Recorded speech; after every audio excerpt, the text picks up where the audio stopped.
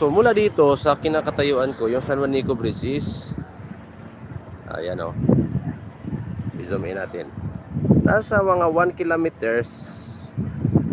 Ayan. Yan din po yung San Juanico Bridge. Ayan o. Ayan. So malapit na siya mula rito. Open na yung San Juanico Bridge na yan, no? Dahil makakadiretso na makatawid yung mga tracking natin, yung mga tracker, no? At hindi na maantala yung kanilang mga biyahe. So okay, ano na natin, naka-zoom in pa rin eh.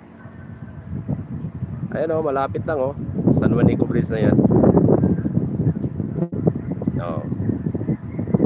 Suda naman ay ang Amandayihan Basi Port, banda dyan. Ayan, so dito naman na parte is ang mga truck na iipon-ipon dito.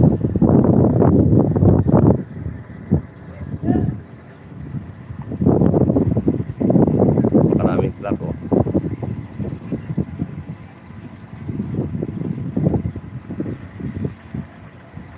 Ayan oh.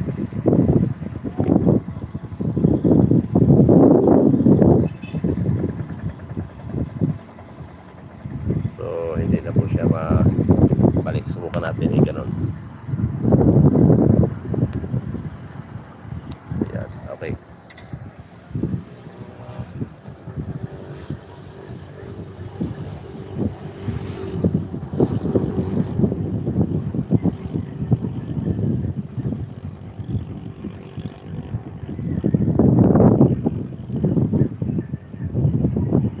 Yan, so medyo may kalayuan mula dito sa kinatayuan kong tuktok. Ayan o.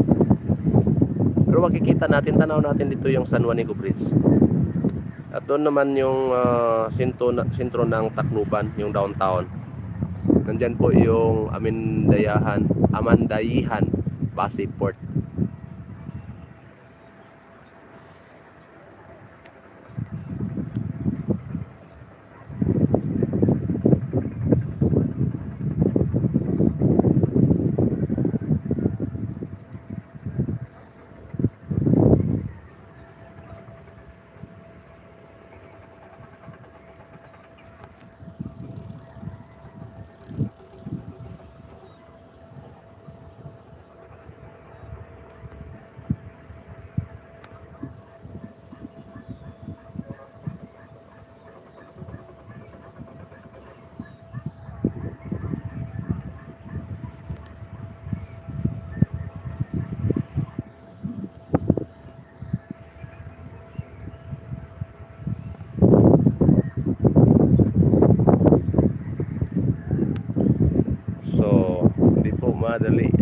Madali yung mga buhay ng truck driver dito dahil maraming araw ang nasasayang, walang sasahurin, at lalo na din po yung mga may-ari ng truck.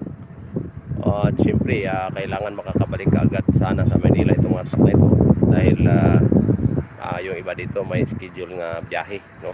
Kaya lang hindi talaga makakatawid. Ang haba ng pila dito mula pa doon sa may paliko. Ito pong kinalalagyan ng mga truck na ito is nandito po ito sa bypass road, no? Bypass road po na ginagawa dito sa Barangay Tigbaw.